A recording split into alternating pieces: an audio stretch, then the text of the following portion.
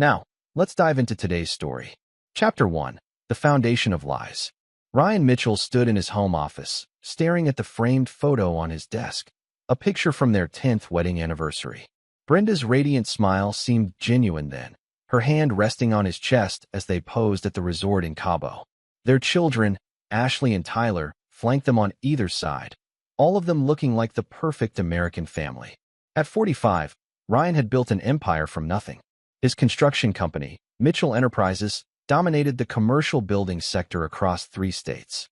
What his family didn't know was that his success hadn't come from just hard work and legitimate contracts. His military background in special operations had introduced him to a network of people who operated in gray areas. Men who could make problems disappear, who could acquire information others couldn't, who owed him favors from darker days overseas. The irony wasn't lost on him that while he'd been building their dream life, his wife had been building her own, with someone else. Ryan's phone buzzed. A text from his surveillance contact. Ghost. Package ready for pickup. You're not going to like what's in it. He'd hired Ghost 3 weeks ago after noticing Brenda's behavior changes. The late nights, the new gym membership, the sudden interest in expensive lingerie that never made it to their bedroom.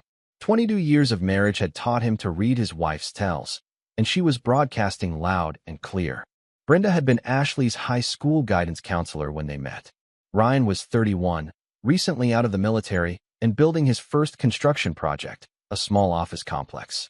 She was 25, beautiful, and seemingly impressed by his ambition. What he'd learned too late was that Brenda Mitchell-Nay Thompson had always been calculating. She'd grown up poor in trailer parks, bouncing between relatives who didn't want her. Marriage to Ryan wasn't love. It was her escape route to the country club life she'd always craved. Their son Tyler, now 21 and in his senior year at college, had inherited Brenda's calculating nature but lacked her subtlety. Ashley, 19 and studying pre-law, possessed her mother's beauty but had developed an entitled streak that grated against Ryan's working-class sensibilities. Both children had grown up believing money appeared magically, never understanding the blood and sacrifice behind their privileged lifestyle. Ryan walked to his safe, hidden behind a false wall in his office.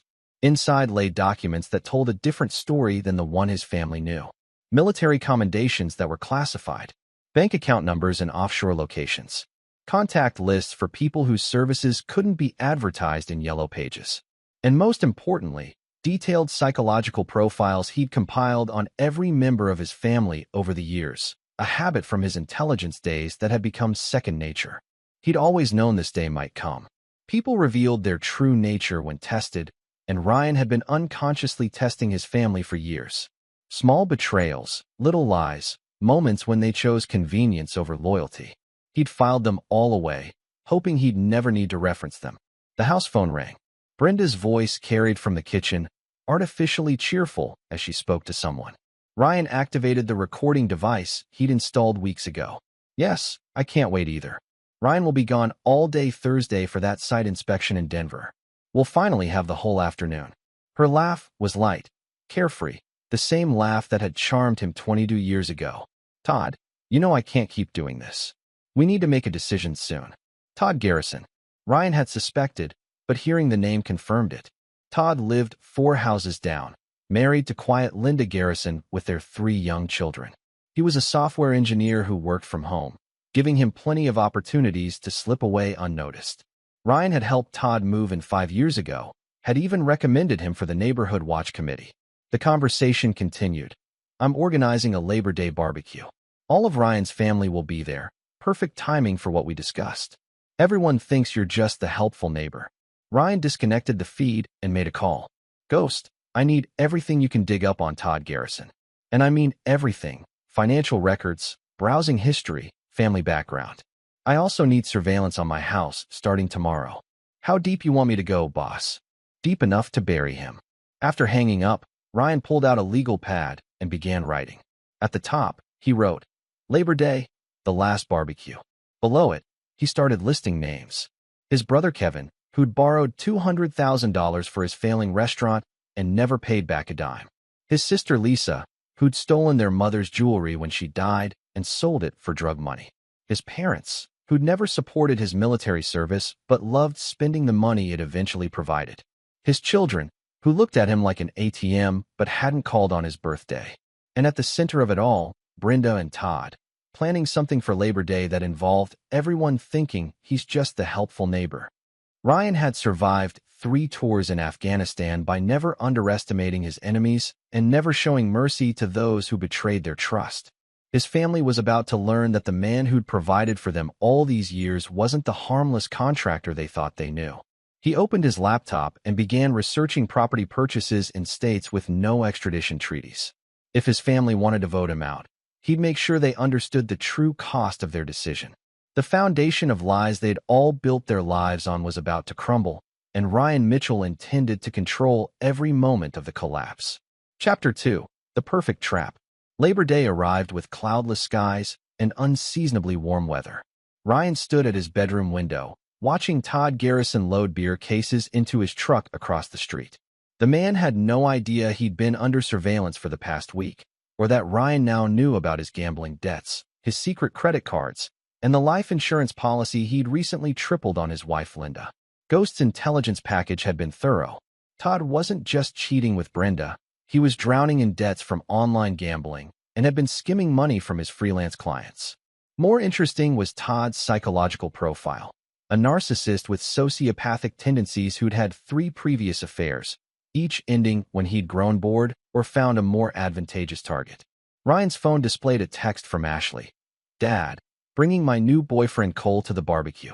Hope that's okay," smiling face with smiling eyes. He smiled grimly. Ashley's boyfriend was actually 28, married, and a lower-level drug dealer she'd met at college parties. Ryan's contacts had provided extensive documentation of Cole's activities, including photos of Ashley participating in transactions. His daughter had inherited her mother's talent for choosing the wrong man. The morning passed in careful preparation. Ryan had positioned micro-cameras throughout the garage and backyard, all feeding to a live stream that Ghost was monitoring. More importantly, he'd spent the past week establishing alibis and paper trails that would be crucial for what came next. At noon, the family began arriving. Kevin showed up first, already drunk and complaining about his ex-wife's demands for increased alimony. Lisa followed with her latest boyfriend, a tattooed man named Snake who kept eyeing Ryan's possessions with obvious calculation. His parents arrived in the Mercedes Ryan had bought them, his mother immediately criticizing Brenda's menu choices while his father settled into the most expensive patio chair without acknowledging its cost. Tyler emerged from the house, home from college for the weekend, with red-rimmed eyes and the telltale signs of cocaine use. He dropped out of pre-med without telling anyone, instead pursuing a music career funded entirely by Ryan's money. The boy hugged his father with fake enthusiasm before immediately asking for a small loan to cover studio time. As the afternoon progressed, Ryan observed his family with the detached assessment of an intelligence operative. They moved through his house like it belonged to them, helping themselves to his liquor, criticizing his choices, and discussing his money as if he weren't present. Todd arrived precisely at 3 o'clock, playing the role of helpful neighbor perfectly. "Ryan, great to see you. Linda's feeling under the weather, so she sent me with her famous potato salad."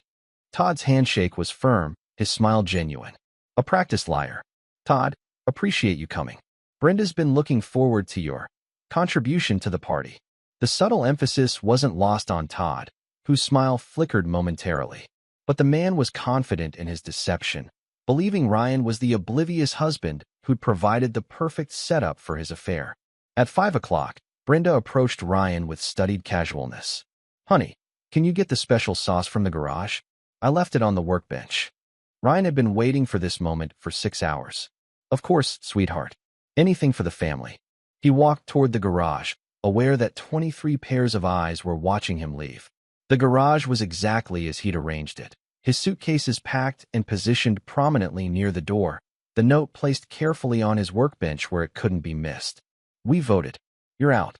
New locks go on at 8 p.m. Ryan picked up the note, making sure the hidden cameras captured his reaction. He'd written it himself the night before, mimicking Brenda's handwriting perfectly, a skill learned during psychological operations training. Through the window, he watched his entire family in the backyard. Brenda was speaking animatedly to the gathered crowd. One by one, hands began rising in agreement.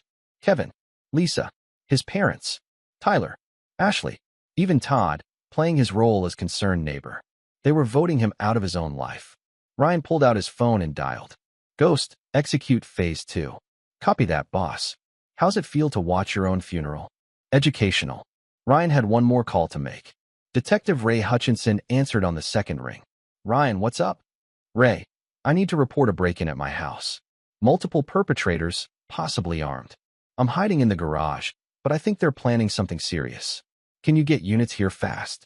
Jesus, Ryan. Stay put. We're rolling.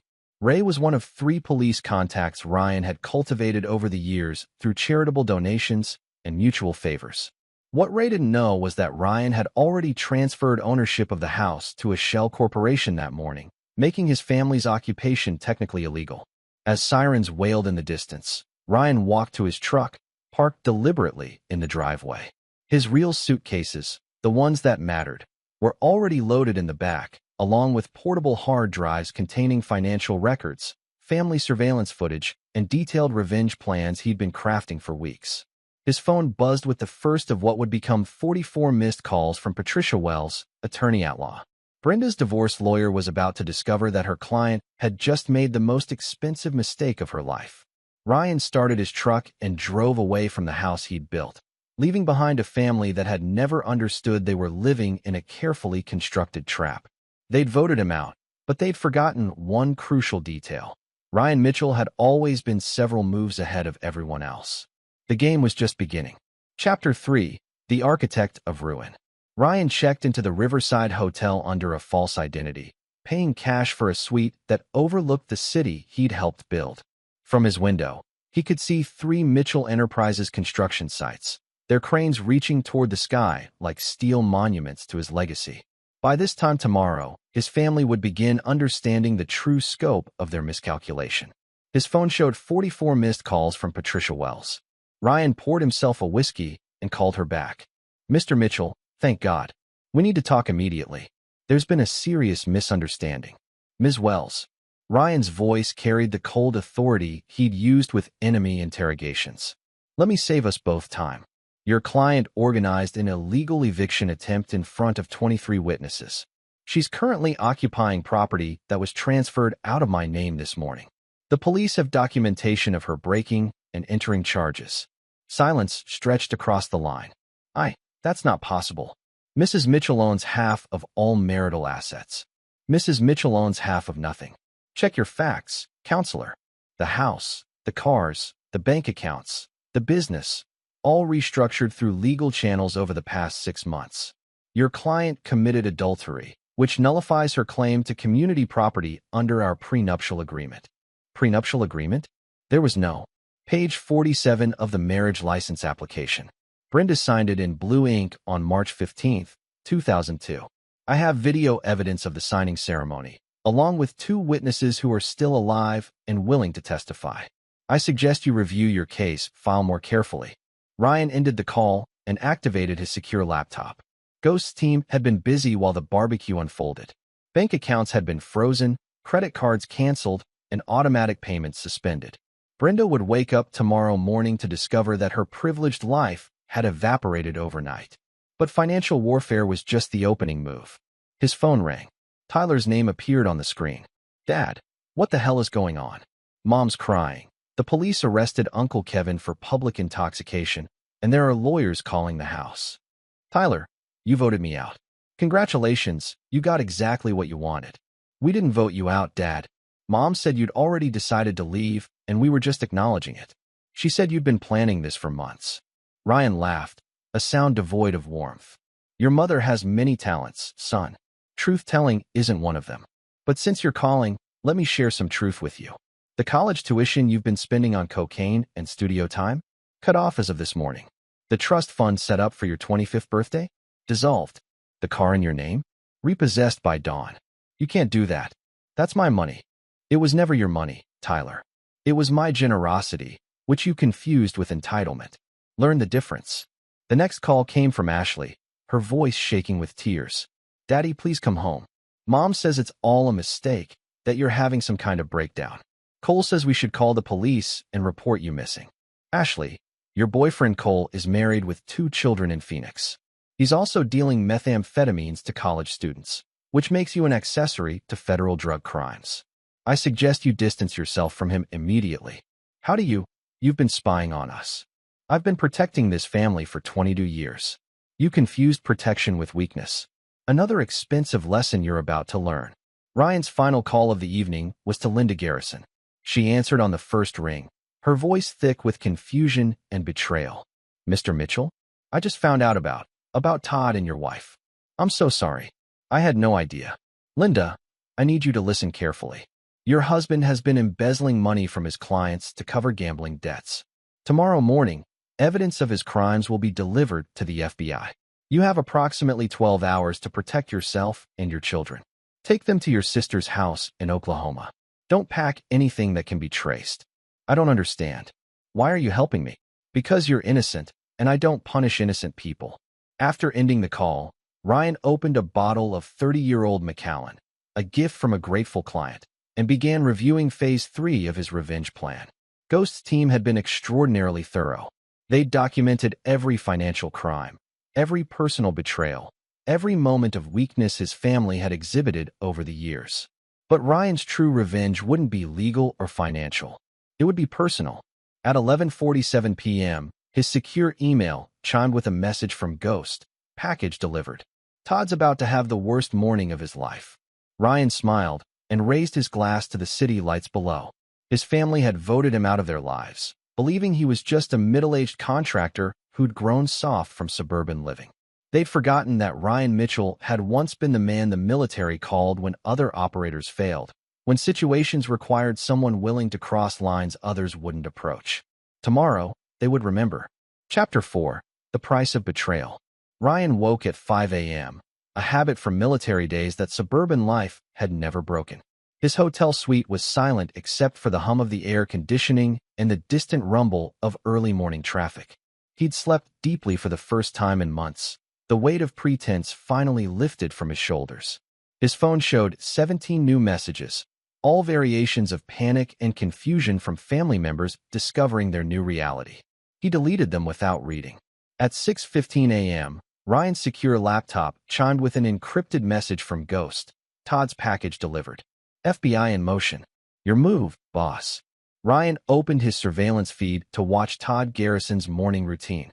The man was sitting at his kitchen table, laptop open, when 3 black SUVs pulled into his driveway. FBI agents in tactical gear surrounded the house as Todd's coffee mug slipped from his trembling hands. The beauty of Todd's destruction lay in its authenticity. Ghost hadn't manufactured evidence. He'd simply compiled and presented Todd's actual crimes in a format that demanded federal attention. Wire fraud, identity theft, tax evasion, and client embezzlement. Years of criminal activity that Todd had assumed would remain hidden in digital shadows. Ryan's phone rang. Brenda's name flashed on the screen. Ryan, you have to stop this. Todd's been arrested. There are FBI agents at our house asking questions about you. What did you do? I didn't do anything to Todd, Brenda. His crimes are entirely his own creation. I simply ensured they received appropriate attention. This is insane. You're destroying people's lives over a misunderstanding. A misunderstanding? Ryan's voice carried 22 years of accumulated betrayal. Is that what you call 18 months of adultery? Is that what you call organizing my family to vote me out of my own life? We weren't voting you out. I was trying to surprise you with intervention. Everyone's been worried about your behavior, your paranoia. Todd was helping me organize. Brenda, stop lying. I have recordings. The silence stretched across the connection until Brenda's carefully constructed facade finally cracked. You've been recording our conversations? That's illegal wiretapping.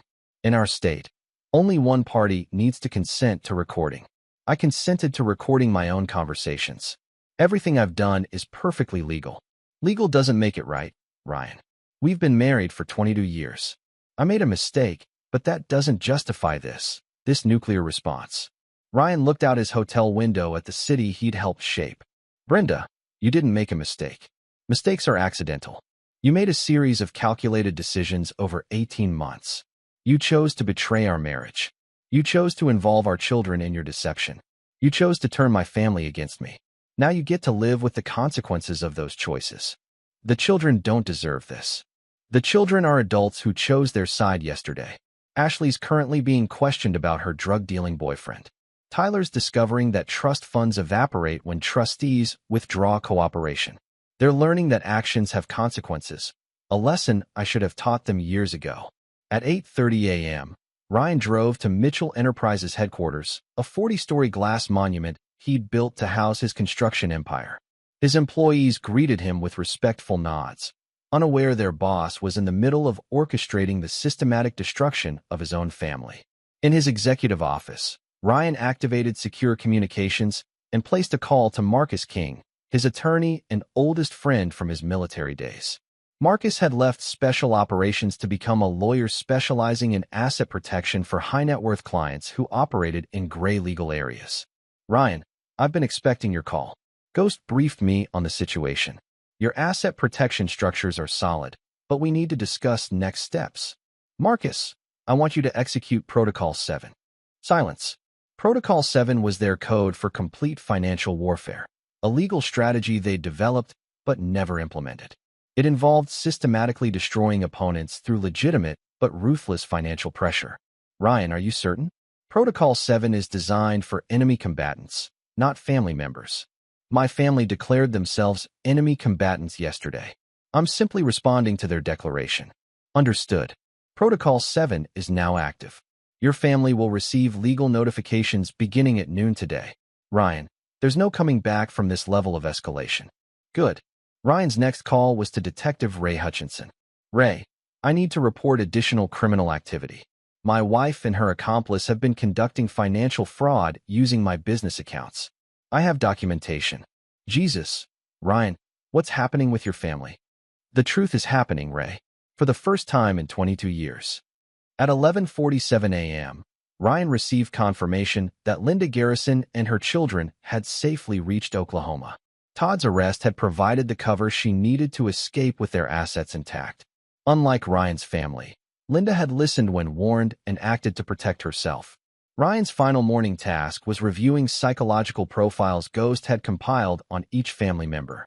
Kevin was deep in alcoholism and mounting debt, making him vulnerable to pressure. Lisa's drug addiction created legal vulnerabilities that could be exploited. His parents' medical conditions required expensive treatments that depended on Ryan's financial support. But his children presented the most interesting challenges. Ashley's rebellious streak masked a deep need for paternal approval, a weakness that could be weaponized.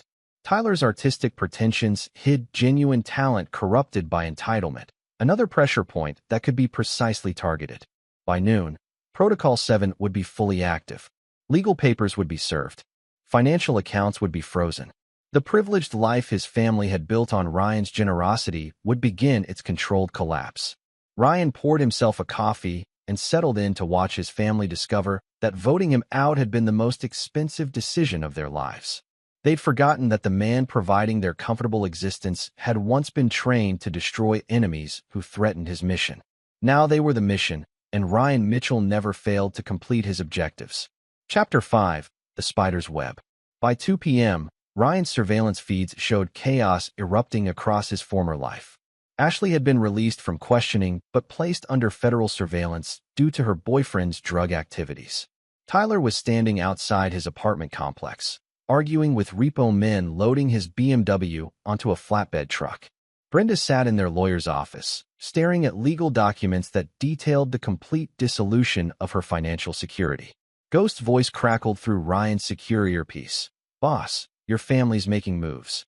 Brenda's hired a private investigator to dig up dirt on you. Ashley's boyfriend Cole is planning something stupid. My sources say he's talking about teaching you a lesson. And Tyler's trying to liquidate assets you don't know he has." "What assets?" "Apparently, your son's been selling your construction equipment on the side. Small stuff, but it adds up. He's used the money to fund his music career and his nose candy habit."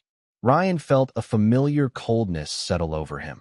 The same emotional shutdown that had allowed him to interrogate captured insurgents without flinching. His son wasn't just spoiled, he was a thief.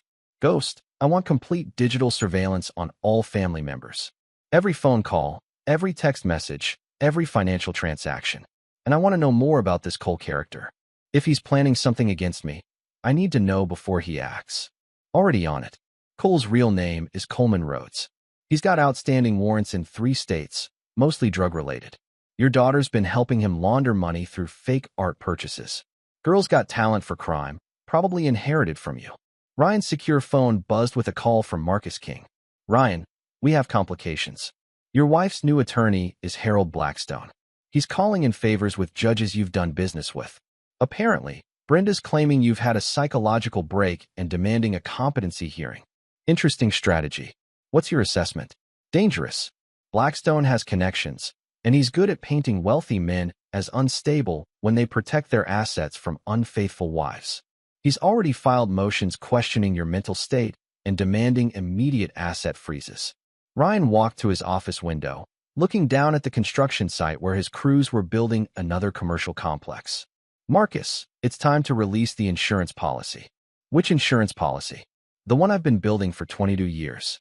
Every conversation, every betrayal, every crime my family committed thinking I wasn't paying attention. It's time they learned I documented everything. Ryan, that level of surveillance on your own family, it might play poorly in court. It won't get to court. They'll fold when they see what I have. That evening, Ryan returned to his hotel suite to find Ghost waiting in the shadows, a tall, lean man with pale eyes and scars on his hands that spoke of violence survived rather than inflicted. We need to talk, boss. Your family's escalating faster than anticipated. Ghost activated a laptop and pulled up surveillance footage. The screen showed Cole Rhodes meeting with 2 men outside a downtown bar. Money changed hands, along with what appeared to be photographs. Cole's hired muscle. Local boys with records for assault and breaking and entering. They've got photos of your hotel, your office building, your usual routes. Cole's paying them to send you a message. Ryan studied the faces on screen. How much is he paying them? $10,000. Half up front, half after they put you in the hospital. And Cole's getting this money from your daughter. Ashley liquidated her jewelry collection and emptied her savings account. She thinks she's helping her boyfriend protect the family from your supposed breakdown. Ryan felt something deep inside him fracture. His daughter, the little girl who used to climb onto his lap and ask him to read bedtime stories, was funding an attack against him. The betrayal was so complete, so absolute, that it achieved a kind of mathematical perfection. Ghost, I want those 2 men arrested tonight. Plant evidence, if necessary. Already done. They'll be picked up within the hour on weapons charges. Cole will lose his money and his protection. Good. Now I want you to arrange a meeting with my family. All of them. Tomorrow night, neutral location. Boss, that's tactically inadvisable. Your son's been talking about bringing a gun to any confrontation. Your brother Kevin's desperate enough to try something stupid. This could get ugly fast. Ryan smiled, and Ghost instinctively stepped backward. It was the expression Ryan had worn in Afghanistan when preparing to interrogate high-value targets. A look of predatory anticipation that had terrified enemy combatants. Ghost, ugly is exactly what I want. It's time my family understood who they're really dealing with. And if they refuse to meet, they won't refuse. Because tomorrow morning, they'll receive videos of every conversation they've had over the past 6 months. Every betrayal, every lie, every moment they thought I wasn't listening. They'll realize I've been building a case against them for years, documenting their crimes and their disloyalty with the patience of a man who understands that revenge is a dish best served with absolute precision. Ghost nodded slowly. You want them to know you've been watching. I want them to know they've been living in my web for years, mistaking the silk strands for safety nets. Tomorrow night, they'll discover they've been prey all along. Ryan turned back to the window, watching the city lights flicker like distant stars. His family had thought they were voting him out of their lives, but they'd actually voted themselves into a trap 22 years in the making. Tomorrow, the spider would finally reveal himself to the flies. Chapter 6: The Gathering Storm. The warehouse sat on the outskirts of the industrial district, one of Ryan's earliest construction projects that he'd quietly retained ownership of through shell companies. At 8 p.m., it would host the most important family meeting in the Mitchell clan's history, and quite possibly their last. Ryan arrived early, moving through the space with practiced efficiency. Ghost's team had installed sophisticated surveillance equipment and multiple exit routes. More importantly, they'd established electronic jamming fields to prevent anyone from recording the evening's events. What happened in the warehouse would exist only in memory. At 7:45 p.m., vehicles began arriving in the parking lot. Kevin's rusted pickup truck pulled up first, followed by Lisa's borrowed Honda. His parents' Mercedes arrived precisely on time, a car Ryan had purchased for them that they'd never thanked him for. Tyler's rental car came next, since his BMW was currently impounded. Finally, Brenda's sedan pulled into the lot, with Ashley visible in the passenger seat. Ryan watched through one-way glass as his family approached the warehouse entrance. They moved with the hesitant steps of people who knew they were walking into a trap, but felt compelled to proceed anyway. Good. Fear would make them receptive to education. The warehouse interior was Spartan, a rectangular space with concrete floors, metal folding chairs arranged in a semicircle, and a single table where Ryan had placed 22 years' worth of evidence. Video cameras, audio recordings, financial documents, and photographs that told the complete story of their family's systematic betrayal of his trust. Ryan emerged from the shadows as his family took their seats. He was dressed in black tactical clothing that reminded him of operations in Afghanistan, clothing designed for serious work. Thank you all for coming. I thought it was time we had an honest conversation about the state of our family. Brenda spoke first, her voice carrying false confidence. Ryan, we're all worried about you. This paranoia, this surveillance of your own family, it's not healthy. We can get you help. Ryan activated a tablet and placed it on the table. The screen showed surveillance footage of Brenda and Todd in the Mitchell family bed, audio clearly capturing their conversation about eliminating Ryan from their lives. Brenda, let's start with honesty. You've been conducting an affair for 18 months. You've turned our children against me with lies about my mental state. You organized yesterday's intervention as cover for an illegal eviction. These are facts, not paranoia. Ashley stood up, her young face flushed with anger. Dad, you've been spying on us. That's sick. That's not what fathers do. Ryan pressed another button on the tablet. New footage appeared. Ashley meeting with Cole Rhodes, accepting packages of drugs, helping him launder money through fake art purchases. Ashley, fathers protect their families. I've been documenting criminal activity to protect you from prosecution.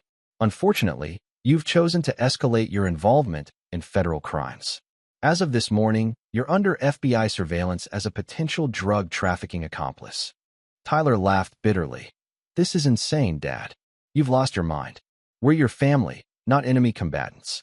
Tyler, you've stolen approximately $47,000 worth of my construction equipment over the past 2 years. You've used the proceeds to fund cocaine purchases and studio time for a music career you've lied about pursuing. You dropped out of college 6 months ago, but continued accepting tuition payments you knew I believed were going to your education. The tablet displayed bank records, surveillance footage of Tyler loading stolen equipment into trucks, and university documents confirming his withdrawal from classes. Kevin struggled to his feet, swaying from alcohol. Ryan, you can't talk to your kids like this.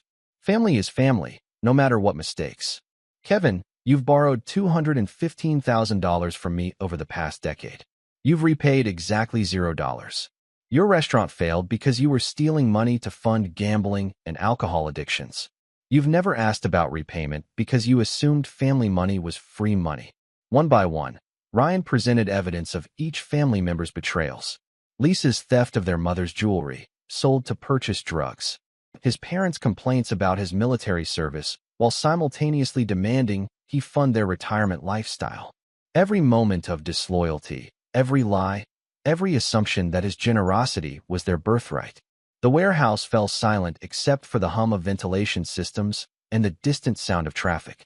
Ryan's family stared at the evidence of their own greed and betrayal, finally understanding the scope of his knowledge. Yesterday, you voted me out of this family. You assumed I was weak, that I would accept your decision and fade quietly into divorce and irrelevance. You forgot that I once hunted people for a living, that I survived 3 combat tours by never underestimating enemies and never showing mercy to those who betrayed operational security. Ryan stood and walked to the table, his movements predatory and precise. So here's what's going to happen. You're going to leave this warehouse and never contact me again. You're going to accept the financial consequences of your choices without legal challenges or public complaints. You're going to disappear from my life as completely as you voted me out of yours. Brenda found her voice. And if we refuse? Ryan smiled, and every person in the warehouse instinctively recognized the expression of a predator revealing its teeth. Then you'll discover that voting me out was the second worst decision you've ever made. The worst decision would be forcing me to treat you like actual enemies instead of simply disloyal family members. The implications hung in the air like smoke from a distant fire.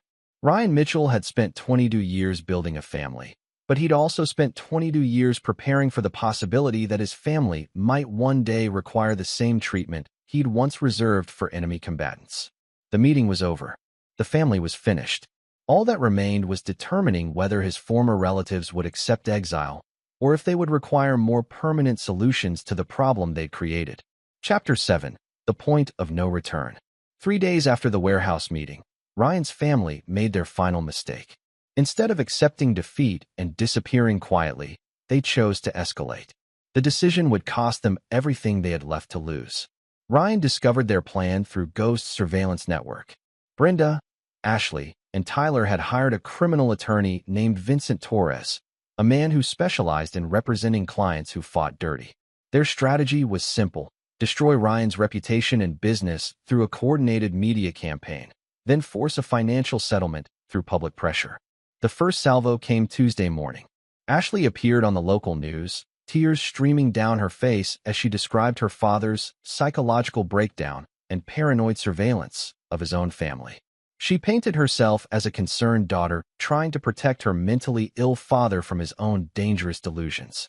Tyler followed with a social media campaign, posting carefully edited audio clips that made Ryan's documented evidence sound like the ravings of an unstable man. The posts went viral within hours, painting Ryan as a wealthy businessman who'd lost his mind and was persecuting his innocent family.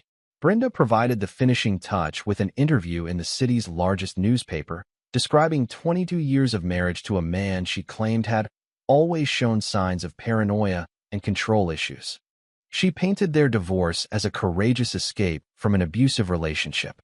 By Wednesday evening, protesters had gathered outside Mitchell Enterprises headquarters. Ryan's construction business was hemorrhaging contracts as clients distanced themselves from the unhinged tycoon their social media feeds were describing. Ghost found Ryan in his office, watching news coverage of the protests on multiple monitors. "Boss, they've crossed every line. Your business is taking serious damage. Your reputation's being shredded across every media platform. They're playing for keeps now." Ryan turned away from the monitors, his expression calm. How long until the damage becomes permanent?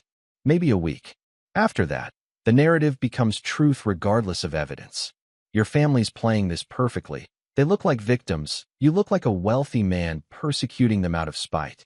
Ghost, activate Protocol Omega. The words hung in the air like a death sentence. Protocol Omega was their code for complete destruction, the total elimination of targets through any means necessary. It was the protocol they'd never used, never wanted to use, but had always known might become necessary. "Boss, are you certain? Protocol Omega is irreversible. There's no walking this back." They chose this escalation. They decided to destroy my life's work rather than accept the consequences of their betrayal. I gave them the opportunity to walk away. They chose war instead. Ghost nodded slowly. "I'll need 48 hours to position assets. After that, it's total warfare." "Understood." "And Ghost, make sure Linda Garrison and her children remain protected. She's innocent in this." Thursday morning brought new revelations designed to destroy Ryan's credibility. Tyler released edited surveillance footage that made Ryan appear to be stalking his own family. Ashley posted hospital records claiming her father had forced her into psychological counseling to cover up his abusive behavior. Ryan's phone rang constantly with reporters seeking comment, business partners demanding explanations, and lawyers offering to represent him against his clearly unstable family. He ignored them all, focusing instead on the final preparations for Protocol Omega. At 3 p.m., Marcus King arrived at Ryan's office with urgent news. "Ryan, they filed for emergency restraining orders. They're claiming you're an immediate physical threat. The hearing is tomorrow morning. Let them have their hearing. It won't matter after tonight." "What happens tonight?" Ryan handed Marcus a sealed envelope.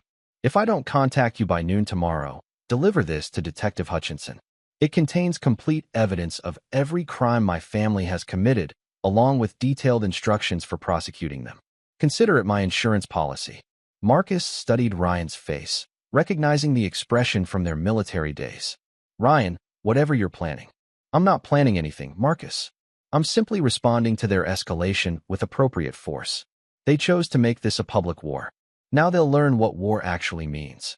That evening, Ryan met Ghost at a secure location outside the city. The warehouse was filled with equipment and personnel that belonged to Ryan's past life. Men who'd served with him in Afghanistan, who understood that some battles could only be won through superior violence. The targets are dispersed tonight, Ghost reported. Tyler's at his apartment. Ashley's staying with Cole at his place. Brenda's at her sister's house. Kevin's at his usual bar. Lisa's at her boyfriend's place. Your parents are home. Collateral damage? Minimized. We've confirmed locations of innocents and planned accordingly. Cole Rhodes is not considered innocent. He's been making threats against you all week. Ryan studied the tactical display showing his family's locations.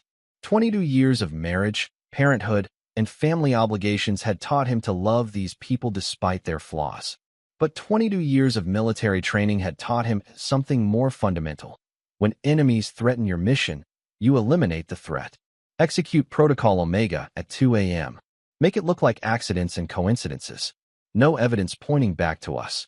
And Ghost, yes, boss. Make sure they understand, in their final moments, exactly why this happened. I want them to know their choices led to this outcome. Ghost nodded and began issuing orders to his team. Men in tactical gear moved with practiced efficiency, loading vehicles and checking equipment.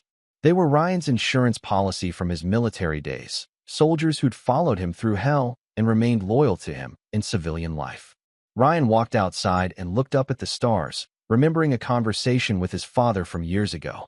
The old man had asked him what he'd learned in the military. Ryan had answered honestly. I learned that some people will only respect you after you've proven you're willing to destroy them. Tomorrow, his family would understand that lesson completely. Protocol Omega was in motion, and Ryan Mitchell never failed to complete his missions. Chapter 8, The Reckoning. At 2:17 a.m., Tyler Mitchell was found dead in his apartment from an apparent heroin overdose. The needle was still in his arm, and the drugs were of a purity that suggested either incredible bad luck or deliberate intention. Security cameras had mysteriously malfunctioned for a 3-hour window around the time of death. At 2:31 a.m., Kevin Mitchell's pickup truck rolled over on a deserted stretch of highway outside the city. The accident appeared to be caused by Kevin's blood alcohol level, which was 3 times the legal limit. No other vehicles were involved, though tire marks suggested he'd swerved to avoid something in the road that was never found. At 2:45 a.m., Lisa Mitchell and her boyfriend Snake were killed when their trailer exploded due to what investigators would later determine was a methamphetamine lab accident. The explosion was consistent with amateur drug manufacturing, and both victims had drugs in their systems that supported the theory of careless chemistry. At 2:52 a.m., Cole Rhodes disappeared from his apartment, leaving behind only bloodstains and evidence of a violent struggle. Ashley Mitchell, who'd been staying with him, was found bound and gagged in the closet, traumatized but physically unharmed. She claimed masked men had broken in, taken Cole, and told her to deliver a message to her father. Ryan received the first phone call at 3:15 a.m. Ashley's voice was barely coherent through her sobs. Daddy, they took Cole. They said this was just the beginning. They said you'd understand. The second call came at 3:47 a.m. from Detective Hutchinson. Ryan, I need you downtown. There's been multiple incidents involving your family. You need to get here now. The third call arrived at 4:12 a.m. from the hospital. Ryan's parents had suffered simultaneous heart attacks, a medical coincidence that seemed impossible until doctors discovered they'd both consumed massive doses of a heart medication that wasn't prescribed to either of them. Ryan dressed slowly, his movements deliberate and calm.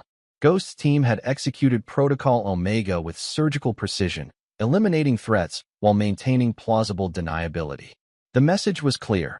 Crossing Ryan Mitchell carried consequences that extended far beyond financial or legal warfare. At the police station, Detective Hutchinson looked like a man who'd aged 10 years in 4 hours. Ryan, what the hell is happening to your family? 3 deaths, 1 disappearance, 2 heart attacks, and your daughter claiming masked men broke into her boyfriend's apartment? This isn't coincidence. Ray, my family's been under stress lately. Sometimes stress reveals people's true nature and leads them to make fatal decisions. Don't bullshit me, Ryan. I've known you for 15 years. This level of carnage doesn't happen naturally. Ryan leaned forward, his voice dropping to the tone he'd used with captured insurgents. Ray, my family declared war on me publicly. They tried to destroy my reputation, my business, and my life through coordinated media attacks. I defended myself using resources they didn't know I possessed. The fact that their escalation resulted in casualties isn't my responsibility. You're talking about your children, Ryan. Your brother. Your parents. I'm talking about people who chose to be my enemies.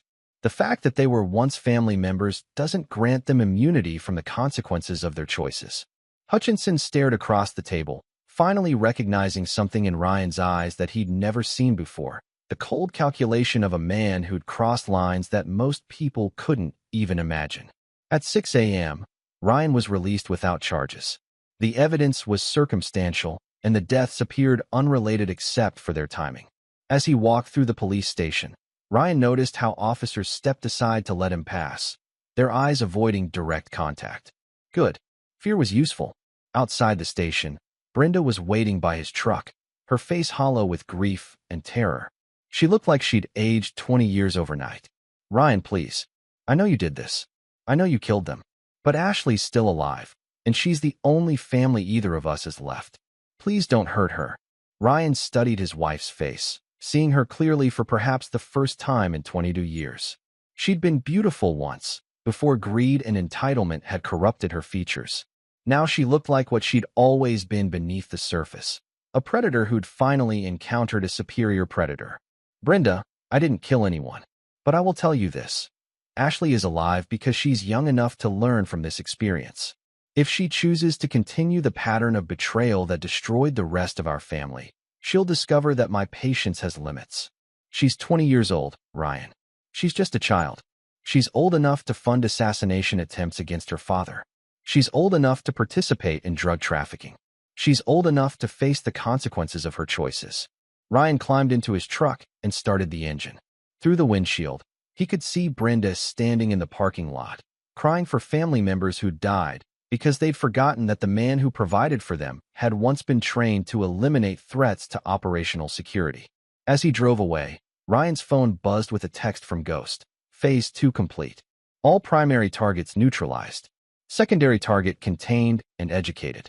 Cole Rhodes will not be returning to bother anyone. Ryan deleted the message and drove toward his office.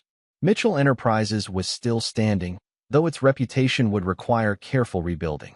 The media narrative would shift now. Instead of a story about a paranoid businessman persecuting his family, it would become a tragedy about a successful man whose family's criminal activities had led to their own destruction.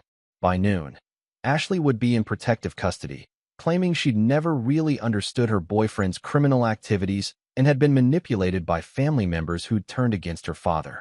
The media would eventually portray her as the sole survivor of a family whose greed and criminal behavior had led to their own downfall. It wasn't the truth, but it was the story that would survive in the public record.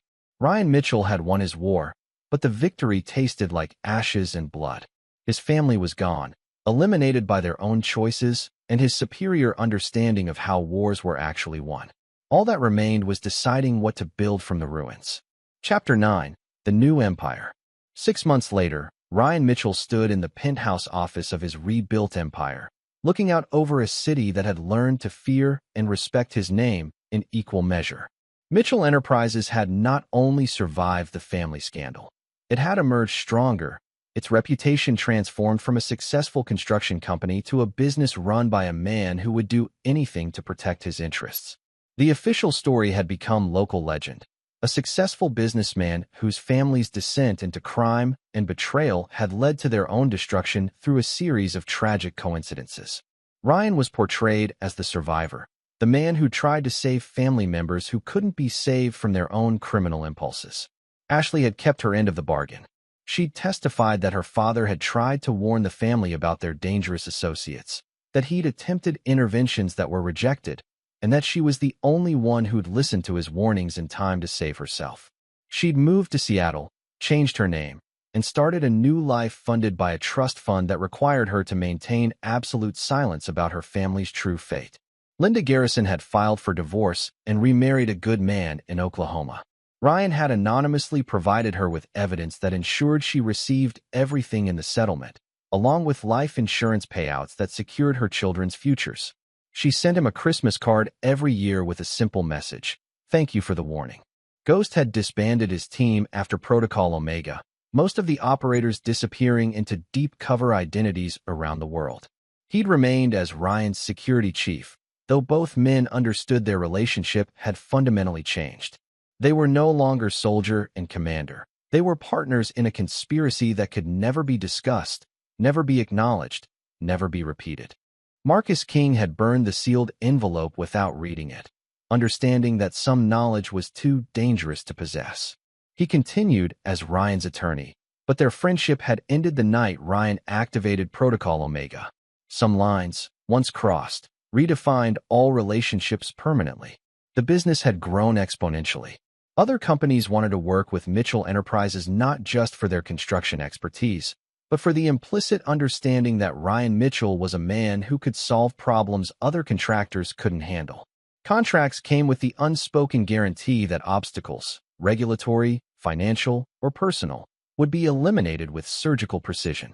Ryan's reputation in the business community was whispered rather than spoken aloud. He was known as a man who honored agreements absolutely, protected his allies unconditionally, and eliminated threats with extreme prejudice. The few people who'd tested these principles had discovered them to be accurate. At 4 p.m. on the anniversary of the Labor Day barbecue, Ryan opened a bottle of 30-year-old Macallan and poured himself 3 fingers. He raised the glass in a toast to the empty office.